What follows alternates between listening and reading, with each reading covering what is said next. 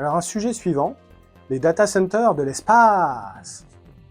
Alors on va parler d'un projet chinois un peu fou, un data center dans l'espace. Attends, encore plus haut que le cloud computing? C'est le star computing?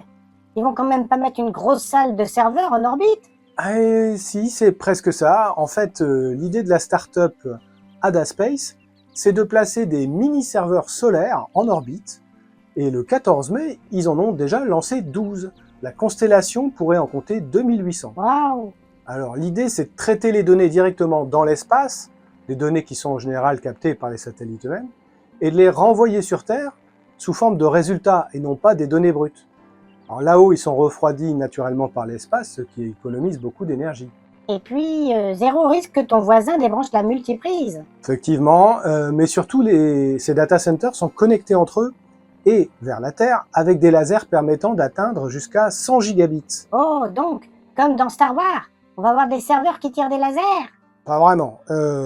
Ces faisceaux laser servent à transmettre des données très rapidement, beaucoup plus vite que par des ondes radio habituelles et avec moins d'interférences. Ok, mais ça passe comment à travers les nuages?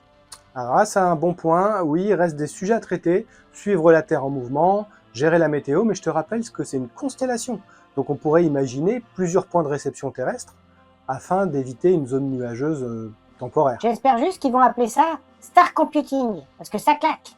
Ils sont trop forts ces Chinois. En France aussi, on a une start-up là-dessus, Latitude, pour les lanceurs de microsatellites, en collaboration avec les Émiratis de Madari Space.